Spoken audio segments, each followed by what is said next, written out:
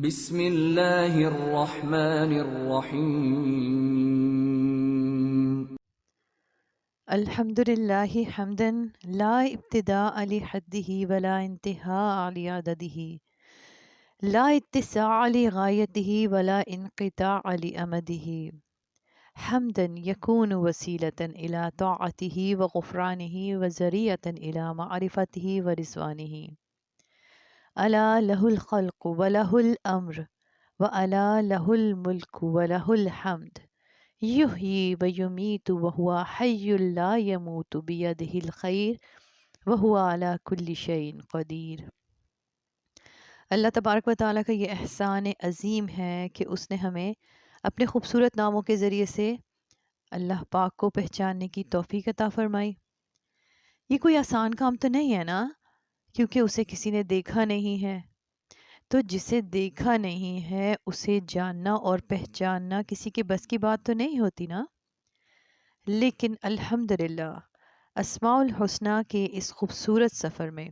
اب ہم اپنے اللہ پاک کو پہچاننے لگے ہیں۔ آج ایک اور خوبصورت نام سے ہم اپنے رب کو مزید جاننے اور پہچاننے کی کوشش کریں گے۔ یقیناً آپ سب بھی بہت ایکسائٹڈ ہوں گے اپنے رب کی ایک اور صفت کے ذریعے سے اپنے رب کو پہچاننے کے لیے۔ ایسا ہی ہے نا، کیونکہ ان صفات کو جاننے کے بعد ہمارے رب سے تعلق اور مضبوط ہوتا جا رہا ہے، ہمارے رب سے محبت بڑھتی جا رہی ہے نا۔ الحمدللہ آج ہم اللہ پاک کے خوبصورت نام المہیمن کو جاننے کی کوشش کریں گے۔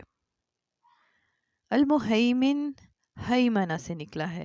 اور اس کے روٹ ورڈز ہا، میم اور نون ہیں، اور اس کے ڈکشنری میننگز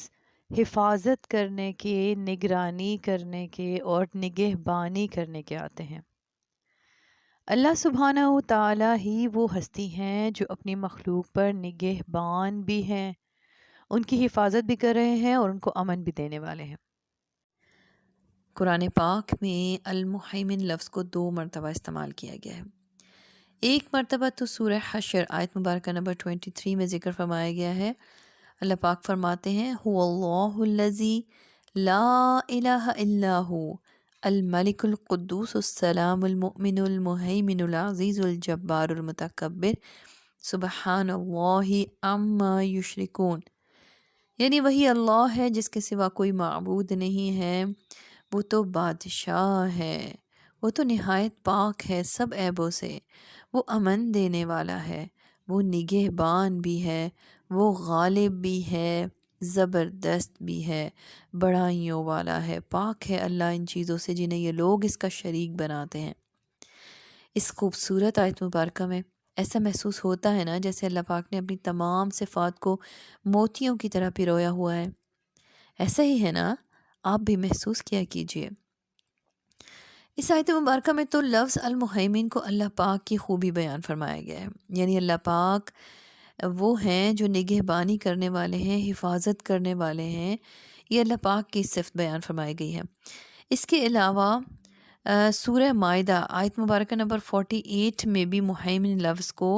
قرآن پاک کی خوبی بیان فرمایا گیا ہے۔ سورہ مائدہ آیت مبارکہ نمبر 48 میں اللہ پاک فرماتے ہیں وَأَنزَلْنَا إِلَيْكَ الْكِتَابَ بِالْحَقِّ مُصَدِّقًا لِمَا بَيْنَ يَدَيْهِ مِنَ الْكِتَابِ وَمُهَيْمِنًا عَلَيْهِ،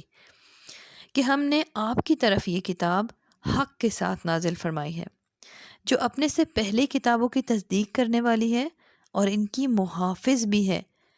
یعنی باقی تمام آسمانی کتابوں میں اللہ پاک کے احکامات میں تبدیلی ہو چکی ہے نا،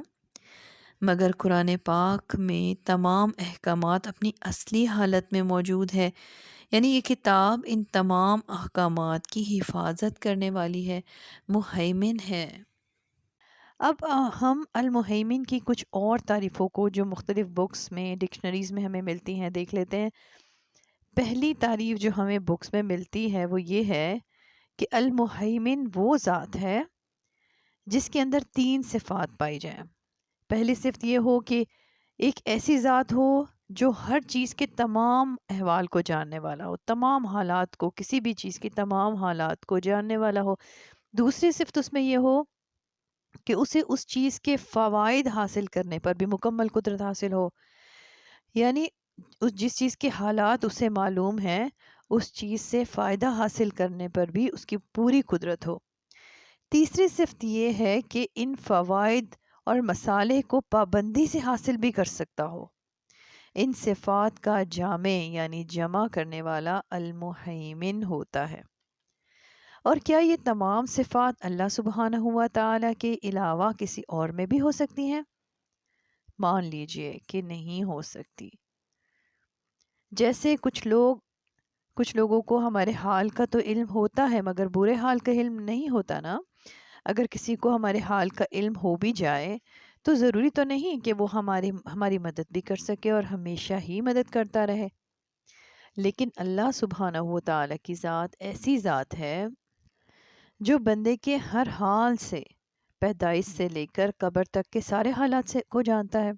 وہ کسی بھی لمحے ہم سے غافل نہیں ہوتا نا۔ آج بھی آپ بھی ذرا سوچئے، اپنے تصور میں لائیے کہ ہمارا رب ہمیں ہر وقت نظر میں رکھے ہوئے ہے، وہ ہمارا نگہبان بھی ہے، وہ ہمیں نفع دینے والا ہے اور ہماری ہر طرح کی حفاظت کرنے کی پوری قدرت رکھتا ہے۔ تو پھر اس کے بعد بھلا ہمیں پھر کسی اور کی ضرورت رہ جاتی ہے؟ قطعاً نہیں۔ ہم نے ایک تعریف تو اپنے رب کے لیے ثابت کر دی، یعنی المہیمن وہ ہوتا ہے جو مخلوق کی ہر طرح سے نگرانی کرنے والا ہوتا ہے، ہر حال سے واقف ہوتا ہے۔ اب دوسری تعریف دیکھ لیتے ہیں۔ دوسری تعریف جو ہمیں بکس میں ملتی ہے وہ یہ ہے کہ المطلع علی الخفاء الامور وخباء الصدور الذی احاط بكل شیء علما، یعنی وہ ذات جو تمام مخفی امور سے آگاہ ہو، سارے چھپے ہوئے حالات، سارے چھپی ہوئی باتوں سے آگاہ ہو اور دلوں میں چھپی ہوئی باتوں پر مطلع ہو، اور جس کا علم ہر چیز پر حاوی ہو، یعنی وہ ہر چیز کا علم رکھتا ہو۔ یہاں ہم کہہ سکتے ہیں کہ المہیمن ایک معنی کے لحاظ سے الشاہد بھی ہے، یعنی وہ ایسا حاضر ہے اور ایسا باخبر ہو کہ جس کے علم سے ایک ذرہ بھی غائب نہ ہو۔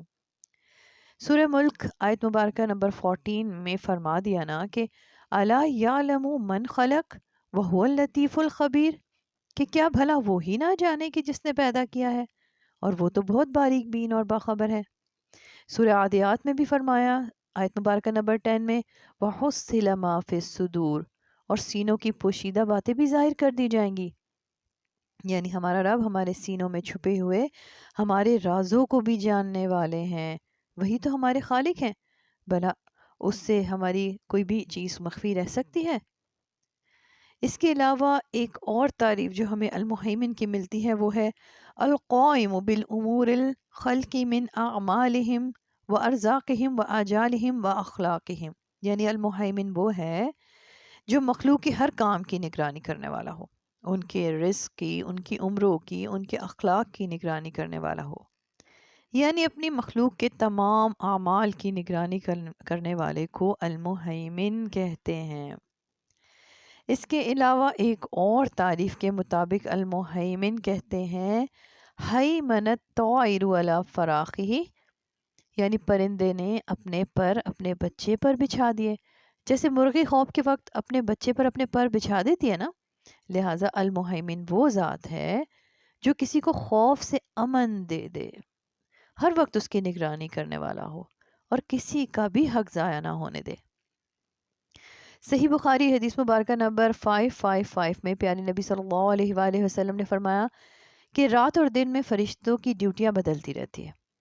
فجر اور عصر کی نماز میں ڈیوٹی پر آنے والے اور رخصت ہونے والوں کا اجتماع ہوتا ہے۔ پھر تمہارے پاس رہنے والے فرشتے جب اوپر چڑھتے ہیں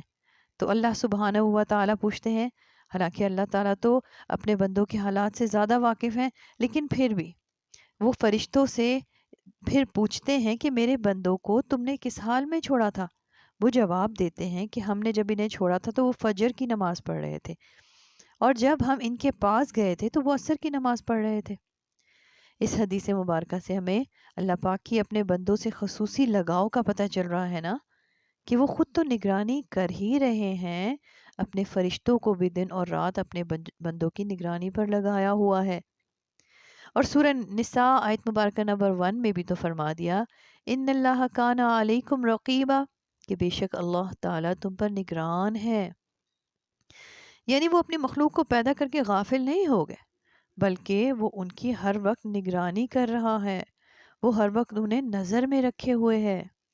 ان کی پوری طرح سے حفاظت بھی کر رہے ہیں، اور وہ ان کو امن بھی دیے ہوئے ہیں، اور وہ اپنی زندگی میں جس مقصد کے لیے پیدا کیے گئے ہیں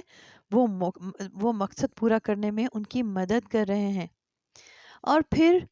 وہ جو کچھ بھی کر رہے ہیں ان کی نگرانی بھی تو فرما رہے ہیں تاکہ کوئی عمل ضائع نہ ہو سکے۔ سورہ شعراء آیت مبارکہ نمبر 217 سے 220 تک میں اللہ پاک نے فرمایا وَتَوَكَّلْ عَلَى الْعَزِيزِ الرَّحِيمِ، اور اپنا پورا بھروسہ غالب مہربان اللہ پر رکھیے، الَّذِي يَرَاكَ حِينَ تَقُومُ، جو تجھے دیکھتا رہتا ہے جبکہ تو کھڑا ہوتا ہے، وَتَقَلُّبَكَ فِي السَّاجِدِينَ، اور سجدہ کرنے والوں کے درمیان تیرا گھومنا پھرنا بھی دیکھتا ہے، إِنَّهُ هُوَ السَّمِيعُ الْعَلِيمُ، بے شک وہ تو بڑا ہی سننے والا ہے اور خوب ہی جاننے والا ہے۔ یہ آیت مبارکہ نماز کے متعلق بتاتی ہے، یعنی نماز کی حالت میں ہم کتنا ہی کم یہ سوچتے ہیں نا کہ ہماری اس نماز کو اللہ پاک دیکھ رہے ہیں، میرے اس رکوع کو، اس سجدے کو اللہ پاک دیکھ رہے ہیں، وہ اللہ میری نگرانی کر رہے ہیں۔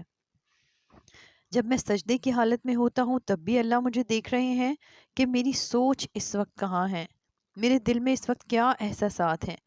کیا میرا سر جو اس وقت جھکا ہوا ہے تو کیا میرے اندر کا انسان بھی پوری طرح سے اللہ سبحانہ و تعالیٰ کے حکم میں فرما برداری کر رہا ہے؟ کیا میری عقل سمجھ سب اللہ پاک کے احکامات کے تابع ہے؟ اسی طرح سے انسان جب چلتا پھرتا ہے تو کتنی بار یہ سوچتا ہے کہ وہ اللہ تبارک و تعالیٰ کی نگرانی میں ہے۔ اگر یہ انسان اللہ تبارک و تعالیٰ کی اس صفت کو اچھی طرح سمجھ لینا اور اس کا یقین کر لے کہ وہ زمین میں جہاں بھی جائے، وہ زمین کے اندر ہو، کسی آڑ میں ہو، پہاڑ میں ہو، کہیں بھی چل رہا ہو، زمین کے اندر ہو، کہیں اتر جائے، کہیں چھپ جائے، پھر کہیں پانی میں ہو، کہیں خشکی میں ہو، وہ ہر حال میں اللہ پاک کی نظر میں ہے، اس کا کوئی بھی عمل خواہ وہ چھوٹا ہو یا بڑا ہو اللہ پاک سے چھپا ہوا نہیں ہے۔ اور حقیقت میں اگر یہ ایمان انسان کے اندر پختہ ہو جائے تو انسان کے بہت سے گناہ خود بخود کم ہو جائیں گے۔ اللہ تعالیٰ کے حاضر ہونے کا احساس اس کے اندر ایسا تقوی، ایسا خوف پیدا کرے گا کہ وہ پھر انسانوں کے ڈر سے نہیں بلکہ اللہ سبحانہ و تعالیٰ کے ڈر سے ان کاموں کو چھوڑ دے گا جو اللہ تعالیٰ کو ناپسند ہیں اور جو اس کی مخلوق کو نقصان دینے والے ہیں۔ اگرچہ اللہ پاک اپنے بندوں کے حال سے براہ راست واقف ہیں، کیونکہ اللہ پاک المہیمن ہے، نگران ہے، خود نگرانی کرنے والے ہیں، لیکن پھر بھی اللہ پاک نے جن فرشتوں کو انسان کی نگرانی کے لیے مقرر کر رکھا ہے ان سے بھی بندوں کے حالات پوچھتے ہیں، اس سے ہمیں اللہ پاک کا بندوں کے بارے میں خاص کنسرن ہونا پتہ چلتا ہے نا۔ یہ اللہ پاک کے اپنے بندوں پر خاص محبت اور شفقت ہے، اور اللہ سبحانہ و تعالیٰ بندوں کے قولی عبادات یعنی ذکر وغیرہ کو بھی تو شمار کرتے ہیں، جیسے صحیح بخاری حدیث مبارکہ نمبر 799 میں صحابہ کرام رضوان اللہ علیہم اجمعین روایت فرماتے ہیں کہ ہم نبی پاک صلی اللہ علیہ وآلہ وسلم کی اقتداء میں نماز پڑھ رہے تھے، جب آپ رکوع سے سر اٹھاتے تو سمیع اللہ لمن حمدہ کہتے، ایک شخص نے پیچھے سے کہا ربنا ولک الحمد حمدا کثیرا طیبا مبارکا فیہ۔ آپ صلی اللہ علیہ وآلہ وسلم نے نماز سے فارغ ہو کر فرمایا کہ کس نے یہ کلمات کہے ہیں؟ اس شخص نے جواب دیا کہ میں نے۔ اس پر آپ صلی اللہ علیہ وآلہ وسلم نے فرمایا کہ میں نے 30 سے زائد فرشتوں کو دیکھا ہے کہ ان کلمات کو لکھنے میں ایک دوسرے سے سبقت لے جا رہے تھے، اور ظاہر ہے کہ وہ فرشتے اللہ تعالیٰ کے حکم اور اذن سے ہی آگے بڑھ رہے تھے نا، تو اللہ پاک بندوں کے چھوٹے سے چھوٹے عمل کو بھی ضائع نہیں کرتے۔ اسی طرح سے المہیمن کا ایک مطلب حفاظت کرنے والے کے بھی ہیں، اللہ تعالیٰ الحافظ ہیں، الحفیظ بھی ہیں، یعنی تحفظ بھی دینے والے ہیں اور حفاظت بھی کرنے والے ہیں، وہ اپنی مخلوق کی تمام ضروریات کی حفاظت کرنے والے ہیں۔ سنن ترمذی حدیث مبارکہ نمبر 2466 میں پیارے نبی صلی اللہ علیہ وآلہ وسلم نے حدیث قدسی بیان فرمائی ہے، فرمایا کہ اللہ پاک فرماتے ہیں کہ اے ابن آدم، تو میری عبادت کے لیے یکسو ہو جا، میں تیرا سینہ استغنا اور بے نیازی سے بھر دوں گا، تیری محتاجی دور کر دوں گا، اور اگر تو نے ایسا نہ کیا تو میں تیرا دل مشغولیت سے بھر دوں گا، تیری محتاجی کو کبھی دور نہ کروں گا۔ اور پھر اللہ پاک انسان کے اعمال کی بھی تو حفاظت کرنے والے ہیں نا۔ ایک انسان تندرستی کی حالت میں جو اعمال کرتا ہے نا، جب وہ بیمار ہو جاتا ہے تو بھی اللہ پاک اس کا اجر روکتے نہیں ہے، بلکہ جو شخص عام حالت میں پابندی کے ساتھ نیکی کرتا ہے، تو جب وہ سفر پر جاتا ہے یا بیماری کی حالت میں ہوتا ہے تو اللہ تعالیٰ فرشتوں کو حکم دیتے ہیں کہ وہ اس کا اجر لکھتے رہیں۔ المہیمن کا ایک مطلب ظالم کو مہلت دینے والا بھی ہے، یعنی جہاں اللہ سبحانہ و تعالیٰ اپنے بندوں کی حفاظت کرتے ہیں، وہاں اپنے بندوں کے لیے ایسے مواقع بھی فراہم کرتے ہیں کہ وہ امن و امان کے ساتھ اپنے کام سر انجام دے سکے۔ یہ زمین جس پر ہم چلتے پھرتے ہیں، اٹھتے بیٹھتے ہیں، آرام کرتے ہیں، اس کے اندر لاوا ابل رہا ہے، اور یہ ہر وقت ہزاروں میل فی گھنٹے کی رفتار سے دوڑ رہی ہے، لیکن ہمیں ٹھہری ہوئی محسوس ہوتی ہے نا، ہمیں اس کی حرکت کا احساس نہیں ہوتا۔ یہ سب امن و اطمینان کون دے رہا ہے؟ یہ اس اطمینان کی حالت میں ہمیں کون جینے دے رہا ہے کہ ہم اس پر چلتے پھرتے ہیں، پرسکون رہتے ہیں؟ اللہ سبحانہ و تعالیٰ کی خاص رحمت ہے کہ اس نے اسے ہمارے لیے مسخر کیا ہوا ہے۔ پھر ہم یہ بھی دیکھتے ہیں کہ جہاں وہ ہمیں امن دیتا ہے، وہاں کچھ لوگ دنیا میں فتنے اور فساد اور ہمیں نقصان پہنچانے کے کام بھی کرتے ہیں نا، بعض ہم پر ظلم بھی کرتے ہیں۔ تو سوال یہ پیدا ہوتا ہے کہ ان کو آزادی کیوں ملی ہوئی ہے؟ اس کی وجہ یہ ہے کہ وہ بھی اللہ ہی کے بندے ہیں، لیکن اللہ تعالیٰ کے دیے ہوئے اختیارات سے ناجائز فائدہ اٹھا رہے ہیں، اور یہ بھی کہ اللہ پاک کی ان پر مہربانی ہے کہ ان کو فوراً نہیں پکڑتے، ان کو مہلت دیتے ہیں تاکہ وہ بھی توبہ کر لیں، وہ بھی پلٹ آئے، وہ بھی باز آ جائیں، سیدھی راہ پر چل پڑیں۔ اللہ سبحانہ و تعالیٰ تو ہر ایک کو مہلت دیتے ہیں نا، چاہے کوئی چھوٹا گناہ کرے چاہے بڑا کرے، اس کو توبہ کرنے کے لیے مہلت ضرور دیتے ہیں۔ ہمارے نزدیک کچھ لوگ بڑے بڑے غلط کام کر رہے ہوتے ہیں، اور ہم یہ چاہتے ہیں کہ ان کی فوراً پکڑ ہو جائے، وہ فوراً ٹھکانے لگا دیے جائیں تاکہ دنیا سے ظلم ختم ہو جائے۔ یہ بات اپنی جگہ درست ہے، لیکن دوسری طرف اللہ سبحانہ و تعالیٰ ظالم کو مہلت دیتے ہیں کیونکہ وہ بھی ایک انسان ہے جو وقتی طور پر اپنی آزادی سے ناجائز فائدہ اٹھا رہا ہے، اور ہر انسان کے اندر اللہ پاک نے ضمیر نام کی ایک چیز رکھی ہوئی ہے جو اسے ملامت کرتا رہتا ہے۔ اللہ سبحانہ و تعالیٰ ایک کو تو دیکھ کر فیصلہ نہیں کرتے نا، وہ تو تمام امور کو بیک وقت دیکھتے ہیں، اور اللہ سبحانہ و تعالیٰ کو کوئی فیصلہ بھی حکمت سے خالی نہیں ہوتا۔ وہ تو ہر ایک کو مہلت دیتے ہیں، ہر ایک کے لیے توبہ کے مواقع فراہم کرتے ہیں تاکہ ہر ایک پلٹ آئے۔ اور پھر المہیمن کا ایک مطلب الشاہد کے بھی تو ہیں، یعنی وہ جو باخبر رہتا ہے، نظر میں رکھتا ہے۔ تو اللہ تعالیٰ اپنی مخلوق پر شاہد ہے، یعنی گواہ ہیں۔ بندوں سے جو بھی فعل یا قول سرزد ہوتا ہے وہ اس کو پوری طرح سے جاننے والے ہیں۔ اب سورہ یونس آیت مبارکہ نمبر 61 میں اللہ پاک فرماتے ہیں کہ آپ کسی بھی حالت میں ہوں، آپ کہیں سے بھی قرآن پڑھتے ہوں اور جو کام بھی کرتے ہوں، ہمیں سب کی خبر رہتی ہے۔ جب آپ اس کام میں مشغول ہوتے ہیں اور آپ کے رب سے کوئی چیز بھی ذرہ برابر بھی غائب نہیں ہے، نہ زمین میں نہ آسمان میں، اور نہ ہی کوئی چیز اس سے چھوٹی نہ ہی کوئی بڑی، مگر سب کتاب مبین میں ہے۔ اب یہاں سوال یہ پیدا ہوتا ہے کہ اللہ سبحانہ و تعالی بندوں کے اعمال پر کیوں گواہ ہیں؟ بندوں کے اعمال خود کیوں دیکھ رہے ہیں؟ اس کی ایک بڑی وجہ یہ ہے کہ اللہ سبحانہ و تعالی بندوں کے اعمال کو گن گن کر رکھ رہے ہیں تاکہ قیامت کے دن بندوں کو اس کی جزا دے سکیں، اس کا اجر دے سکیں۔ اور سورہ آلی عمران آیت مبارکہ نمبر 98 میں بھی فرما دیا واللہ شہید علی ما تعملون، اور جو کچھ تم کرتے ہو اللہ اس پر گواہ ہے۔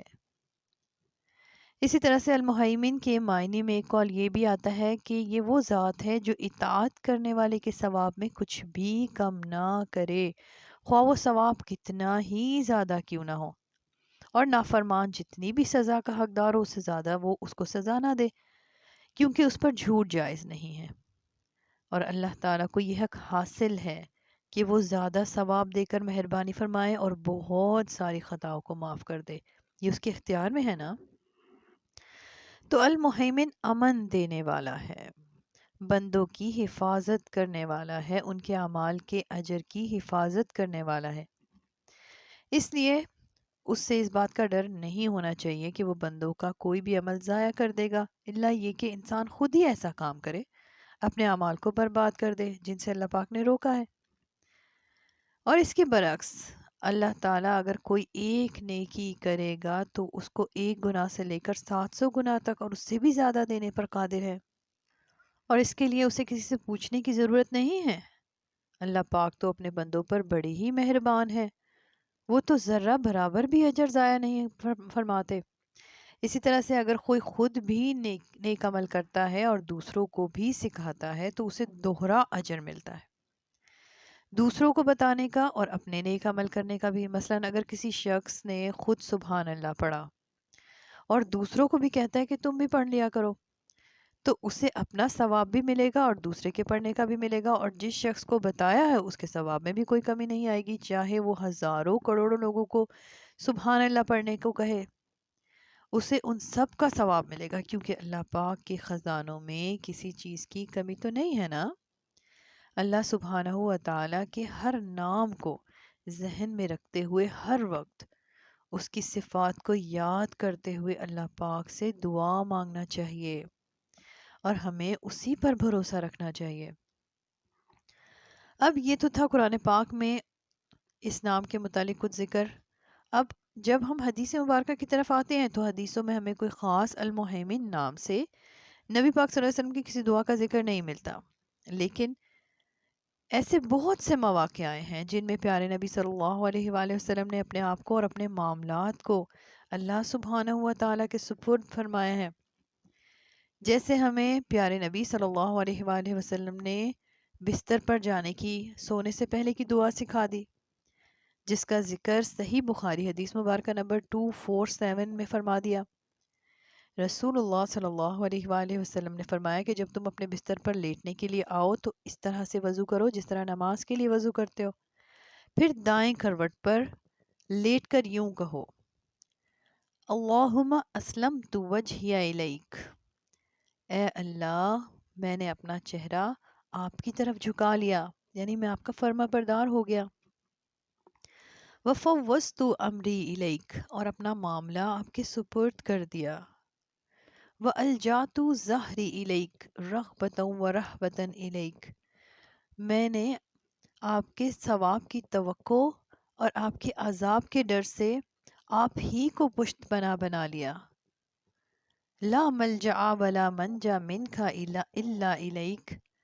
آپ کے سوا کہیں پناہ اور نجات کی جگہ نہیں ہے، اللہم آمنت بکتابک الذی انزلت، اے اللہ جو کتاب آپ نے نازل کی ہے میں اس پر ایمان لایا ہوں۔ یہ دعا اس لیے سکھائی ہے کہ جو اللہ پاک ہماری نگرانی نگہبانی کر رہے ہیں، ہم بھی اپنے ہر معاملات کو ان کے سپرد کر دیں، اور پھر جب ہمارے اندر یہ احساس پیدا ہو جائے گا نا کہ اللہ ہمارے ہر کام کی ہر وقت نگرانی کر رہے ہیں، تو ہمارے اندر ایک اطمینان، ایک سکون کی کیفیت پیدا ہو جائے گی کہ ہے نا میرا اللہ میرے ہر معاملے میں میری حفاظت نگرانی کرنے والا، مجھے کسی سے پریشان اور ڈرنے کی کیا ضرورت ہے۔ اور پھر جب ہمارے اندر یہ احساس بھی پیدا ہو جائے گا کہ میرا اللہ میرے ہر عمل کو دیکھ رہا ہے، تو ہم مزید اچھے کام کرنے کی کوشش کریں گے، کیونکہ اب ہمیں ہمارے اعمال کے ضائع ہونے کی فکر نہیں ہوگی۔ اپنے بچوں کی بھی تربیت اسی طرح سے کریں کہ اللہ تمہیں ہر وقت نظر میں رکھے ہوئے ہے، دیکھ رہے ہیں، چاہے تم کہیں پر بھی ہو، کہیں چلے جاؤ، کچھ بھی کر رہے ہو، کہیں پر بھی ہو،